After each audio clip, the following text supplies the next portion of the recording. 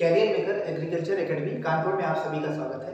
आज हम लोग जो लास्ट क्लास हम लोग पढ़ रहे थे टेक्नोमेट्री से रिलेटेड जो कॉन्सेप्ट पढ़े थे उसी से रिलेटेड आज हम लोग कुछ क्वेश्चंस की प्रैक्टिस करेंगे। लेकिन यहाँ जो क्वेश्चंस कराए जाएंगे उन्हें समझने के लिए आपको हमारा पहला वीडियो या पहला लेक्चर जरूर देखना चाहिए। आप जा करके हमारे चैनल पर ये पहला वाला वीडियो जरूर देखें। चलिए कुछ क्वेश्चंस कराते हैं। सबसे पहला क्वेश्चन, एक क्वेश्चन लिखिए, मैं लिख देता हूँ।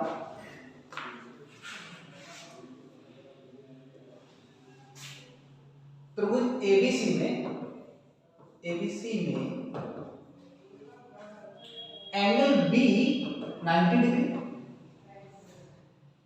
And AB is equal to 24, BC is equal to 7 and determine मतलब याद करो DPT डिटरमाइन। पहली चीज पूछी गई है साइन A कॉस A और दूसरे क्वेश्चन में है sine C and cos C। देखिए कल जो लास्ट क्लास हुई थी उसमें मैंने बताया था कि आप जब भी ट्रिग्नोमेट्री रेशियोज के क्वेश्चंस लगाएंगे तो उसमें एंगल देखना जरूरी है। तो पहले वाले में देखिए साइन A कॉस A पूछा गया था, एंगल हमारा यहाँ पर A गिवन है और इसमें एंगल C गिवन है। तो यानी कि लंब और कर्ण आधार, कर्ण तो सबसे बड़ी भुजा है उससे कोई दिक्कत नहीं होगी, लंब और आधार डिपेंड करेंगे एंगल C पे। तो जब ये क्वेश्चन हम लोग करेंगे तो उसमें हमें एंगल A और एंगल C पर ध्यान देने की जरूरत होगी। एक ट्रायंगल बना लेते हैं, रफली हमेशा इसी तरह एंगल बनाएंगे और क्वेश्चन जरूर ध्यान से पढ़ेंगे। लिखा है त्रिभुज एबीसी में एंगल B 90 डिग्री, तो B पर हम लोग 90 डिग्री से बना लेंगे और A और C कहीं भी मान सकते हो, A यहाँ भी मान सकते हैं यहाँ भी मान सकते हैं। तो हमने चलिए A इधर मान लिया और A B, तो फिर ये C होगा। ठीक है, अब क्वेश्चन के according AB is equal to 24 और BC इज इक्वल टू 7। अब ध्यान से देखो, कल मैंने डिस्कस किया था कि अगर किसी त्रिभुज में ज्यादातर जो क्वेश्चंस एग्जाम में आएंगे उसमें दो ही भुजाएं दी जाएगी, तीसरी भुजा निकालने के लिए पाइथागोरस थ्योरम का यूज करेंगे। तो पाइथागोरस थ्योरम मैंने नहीं बताई थी, फिर भी देख लीजिए। पाइथागोरस थ्योरम का स्टेटमेंट होता है कर्ण का स्क्वायर बराबर लंब का स्क्वायर प्लस आधार का स्क्वायर। इसका यूज तब करेंगे अगर किसी संपूर्ण त्रिभुज में दो भुजाएं पता हो, तीसरी ना पता हो, तो हम लोग संपूर्ण त्रिभुज का प्रयोग करेंगे। तो कर्ण संपूर्ण त्रिभुज में पाइथागोरस प्रमेय का यूज करेंगे। तो कर्ण का स्क्वायर इज इक्वल टू लंब 7 को मान लीजिए। पाइथागोरस लगाते समय जनरली आप इसी को लंब मान लेना, आधार इसी को मान लेना, इसमें अंदर कोई दिक्कत वाली बात नहीं। प्लस आधार आपका 24 का स्क्वायर हो गया। स्क्वायर बटा 30 तक सभी लोग याद कर लीजिएगा। 7 का स्क्वायर होता है 49, 24 का स्क्वायर 576। एक मिनट, डिजिटल बोर्ड में लिख पुट हो गया था, लिखो। प्लस आधार कितना था 24, 24 का स्क्वायर 576। अब इन दोनों को जोड़ लीजिए, क्या है 9 6 15, सीधे 7 4 11 12 625। 625 किसका स्क्वायर होता है 25 का स्क्वायर। यानी कि कर्ण कितना आया, कर्ण हमारा आ गया 25। क्लियर। अब हमें तीनों चीजें पता होगी, यानी ये भी पता चल गया 25। क्लियर। इन दोनों में एक कर दे रहे हैं, एक ही होमवर्क में रहेगा आपका HW। कल वाला एक होमवर्क में दिया था, वो भी आप लोगों ने किया होगा ना, है तो आप लोग इनबॉक्स में लिख देंगे, कमेंट बॉक्स में, उसका सॉल्यूशन हम आपको प्रोवाइड करा देंगे। पहला क्वेश्चन देखो, साइन A। गिवन एंगल क्या है बेटा A, तो एंगल A अगर ये गिवन है तो फिर ये लंब का काम करेगा, ये आधार का काम करेगा और ये कर्ण का काम करेगा, पहली कंडीशन। तो sine A equal to formula क्या होता है, लंब बटे कर्ण। फार्मूले अगर नहीं याद है तो क्वेश्चन नहीं याद होगा, ये मेरी सलाह है। जो भी 6 ट्रिग्नोमेट्री रेशियो जो लास्ट क्लास में लिखे थे आप उसे कॉपी में लिख के याद जरूर करिए। लंब बटे कर्ण, लंब कितना है 7, कर्ण कितना है 25, पहले आंसर। अच्छा, याद करने की ट्रिक होती है लाल बटे कत्ता, यहां से याद कर सकते हैं। ये साइन के लिए होता है, ये कॉस के लिए, ये टैन के लिए, ये कॉट के लिए, ये सेक के लिए और ये कॉस के लिए। इंग्लिश मीडियम वालों के लिए भी होता है सर, पाकिस्तान नहीं, हिंदुस्तान हरा भरा सर, पाकिस्तान भूखा प्यासा, हिंदुस्तान हरा भरा, ये ट्रिक चलती है। P से perpendicular hypotenuse, base upon hypotenuse perpendicular upon इस तरह से लगा सकते हैं। साइन ए इक्वल टू लंबा टेकन हिंदी में लगा दिया। इसके बाद दूसरा वाला देखो, ये साइन सी पूछा गया है। चलिए दूसरी स्लाइड में करते हैं, इसमें ज्यादा हो गया।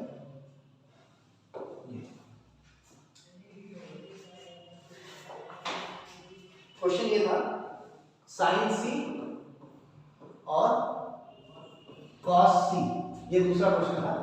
और जो गिवन था उसमें हमने ये 90 डिग्री था, इसे हमने ए लेट किया था, इसे बी लेट किया था, इसे सी लेट किया था, ये 24 था, ये 7 था और ये क्लियर। देखिए साइन सी पूछा गया ना, तो एंगल सी गिवन हो गया। तो अगर एंगल सी गिवन है तो फिर ये वाली जो भुजा है ये लंब का काम करेगी और ये आधार का काम करेगी, ये कर्ण का काम करेगी। ठीक है, अब देखिए साइन सी का फॉर्मूला तो वही रहेगा, लंब बटे कर्ण। ठीक है, लंब कितना हो 24, कर्ण कितना हो 25। ये आंसर है। ये वाला क्वेश्चन आपके लिए होमवर्क में समझ में आया? नहीं समझ में आया तो आप कमेंट बॉक्स में जरूर लिखिएगा, हम फिर से एक्सप्लेन करने की कोशिश करेंगे। अब आइए हम लोग दूसरे टाइप का क्वेश्चन करने की कोशिश करते हैं।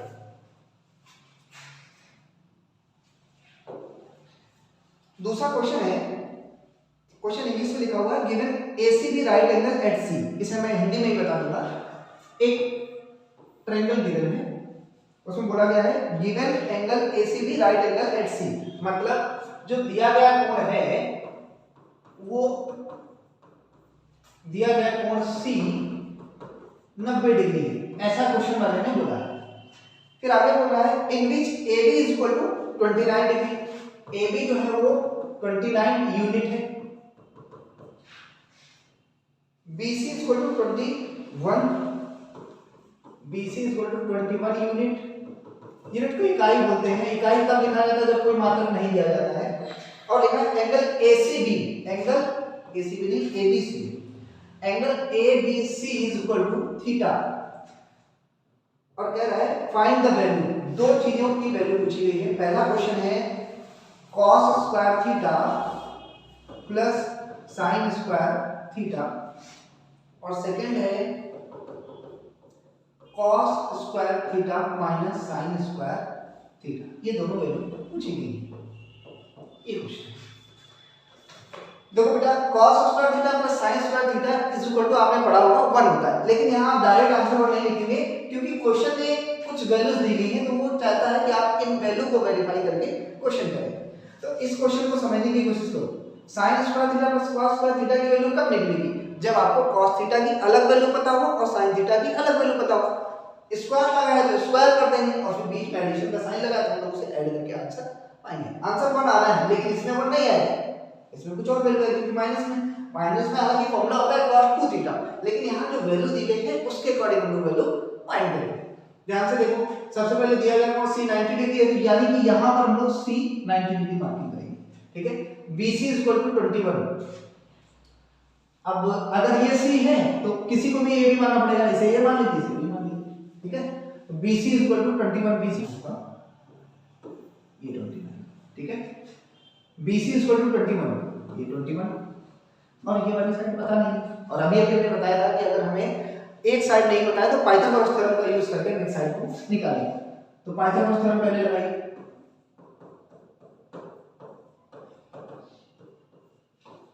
पाइथागोरस प्रमेय से क्या होती है? कर्ण का स्क्वायर बराबर लंब का स्क्वायर प्लस आधार का स्क्वायर। कर्ण कितना है आपको 29 का स्क्वायर इज इक्वल टू लंब कितना है 21 का स्क्वायर प्लस आधार कितना, आधार को x मान लीजिए थोड़ी देर के लिए वाली। 29 का स्क्वायर 841, 21 का square 441 is plus x square. x की वैल्यू निकालिए, इसको इधर ले जाओ। x square is equal to 841 minus 441, 1 से बन जाएगा 0, 4 से 4 जाएगा 0, 8 से 4 जाएगा 4। ये किसका स्क्वायर पता? 20 का स्क्वायर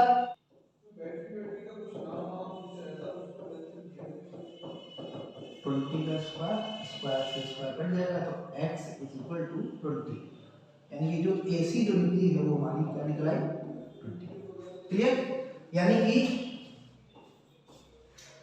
29, 21 और 20 इस तरह का कॉम्बिनेशन बना हुआ है। अगली स्लाइड में हम लोग बनाते हैं, इस स्लाइड में जगह नहीं है।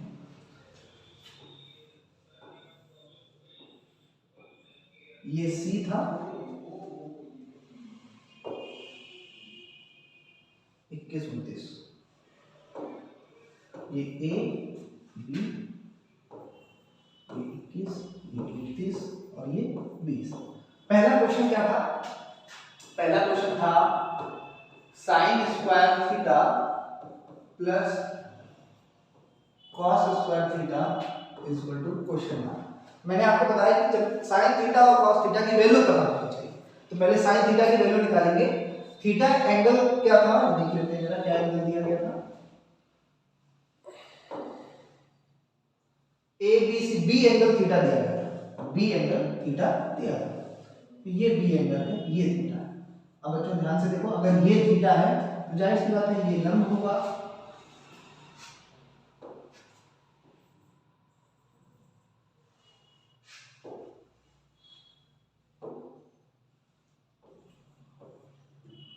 ये लंब का काम करेगा, ये आधार का काम करेगा और ये कर्ण का काम करेगा।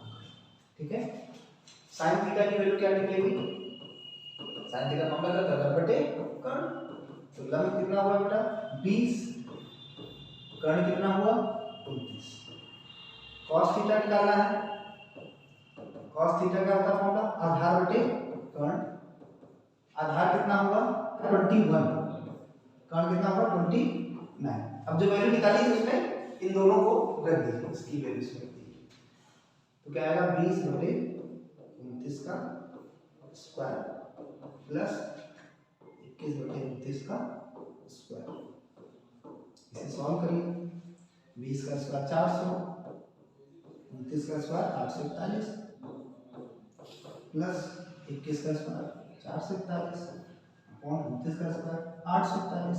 स्क्वायर याद होने चाहिए भाई, हर समान है तो अंश ऐसे जुड़ जाएगा न्यूमरेटर, तो ये जोड़ोगे तो आप 841 ही आता है। देखिए 101404448 अपॉन 841 और ये कैंसिल हो जाएगा, तो ये आंसर 1 है।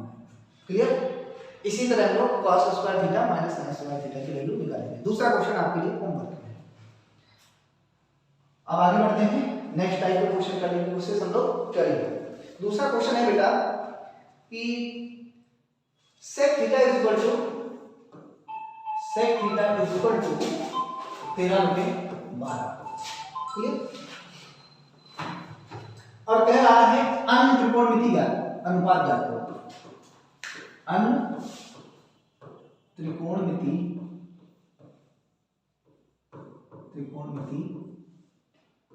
अनुपात ज्ञात करो।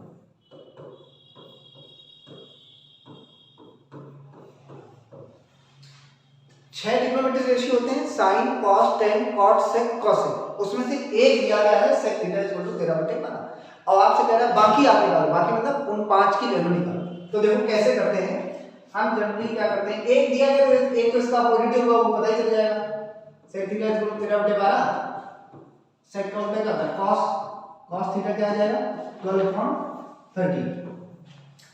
या अभी मान लीजिए अपोजिट वाले हमने आपको बताया नहीं है, तो आप ये मान लीजिए कि आपको ये नहीं पता कि सेक उल्टा कॉस का होता है। आप एक काम करो, पाइथागोरस थ्योरम का यूज करते हैं लोग। कैसे?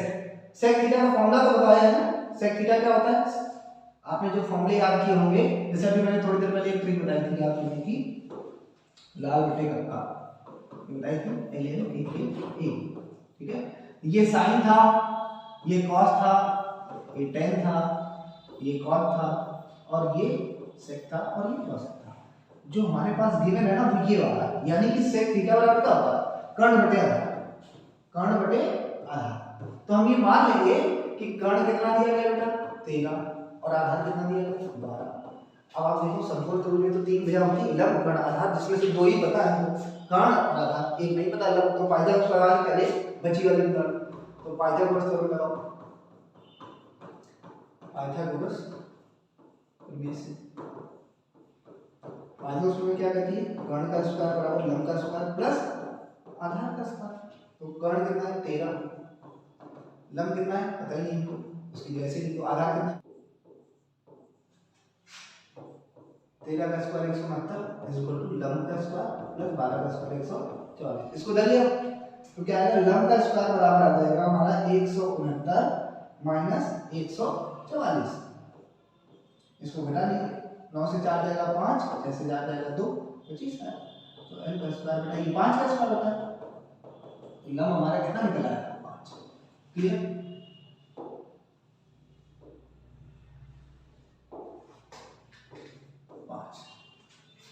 अब देखिए, अब हमें तीनों साइडें पता होगी, कर्ण 13, आधार 5, आधार 12 और लंब 5। तो अगर तीनों चीजें पता हो गई, 5 12 13, लंब है आपका 5, आधार है 12 और कर्ण है 13। तीनों साइडें पता है तो सारे निकाल ही लो। पहला साइने होता है, साइने इक्वल टू फॉर्मूला लिखो, लंब बटे कर्ण। लंब कितना बेटा 5, कर्ण कितना है 13।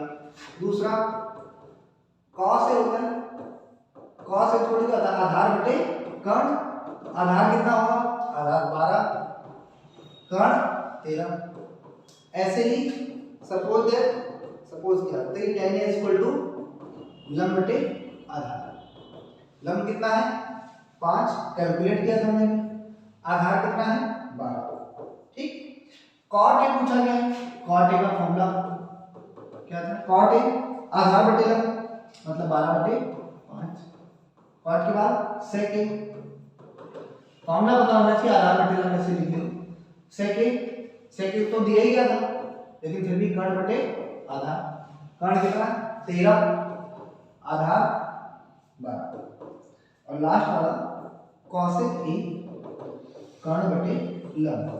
कर्ण कितना है, कर्ण है आपका 13, लंब कितना है, लंब आपका 5। ये आंसर है। ठीक है, यहां से आप एक चीज देख रहे होंगे, साइन जो है लंब बटे कर्ण, cosec कर्ण बटे लंब, cos आधार बटे कर्ण, sec आधार बटे कर्ण, हाँ कर्ण बटे आधार, और tan a लंब बटे आधार, cot a आधार बटे लंब। यानी कि हम यहाँ अगर ध्यान से देखें तो इनमें अपोजिट संबंध चल रहा है, फॉर्मूला जस्ट उल्टा चल रहा है। तो इन सूत्रों को हम लिखवा देते हैं क्योंकि हम इनका यूज करेंगे आगे, तो लिखवा देते हैं। इनका नाम रखा गया है व्युत्क्रम सूत्र, व्युत्क्रम त्रिकोणमितीय अनुपात संबंध, त्रिकोणमितीय अनुपात संबंध। इनका भी प्रश्नों में यूज कर सकते हैं, जैसे पिछले क्वेश्चन में हम यूज कर सकते थे, लेकिन हमने आपको अभी वो बताया नहीं थे, इसलिए भुजाओं वाले ही फॉर्मूले यूज किए, मतलब साइन बटे लंब बटे कर्ण, कर्ण बटे आधार, यही वाले यूज किए। तो फॉर्मूले लिखते हैं, sine A is equal to opposite था cosec का, तो 1 अपॉन cosec a, दूसरा cos a 1 upon sec a, तीसरा tan a 1 upon cot a, cot a is equal to 1 upon tan a, sec a is equal to 1 upon cos a, cosec a is equal to 1 upon sin a। ठीक है, यानी कि हम इन सूत्रों का भी use करेंगे त्रिकोणमितीय अनुपात निकालने में। जैसे पिछले क्वेश्चन में sec दिया गया था, तो sec की बजाय सीधे cos भी निकाल सकते हैं, मतलब एक दे दिया तो दूसरा अपने आप मिल जाएगा, है ना। लेकिन उसका यूज हमने ये वाले फॉर्मूलों का यूज इसलिए नहीं किया क्योंकि अभी अपने इस तरह के सूत्रों का लिखवाया नहीं था और उनके बारे में बताया नहीं था। तो अब हम जो आगे क्वेश्चन करेंगे वो इन त्रिकोणमितीय रेशियो से रिलेटेड क्वेश्चंस को करेंगे। इन क्वेश्चनों को करने के लिए हम लोग अगले वीडियो में सॉल्व कराएंगे इस क्वेश्चंस को। तो अगर आपको मेरा पढ़ाया हुआ और ये वीडियोस अच्छे लग रहे हैं तो आप इसे लाइक करें और सब्सक्राइब करें।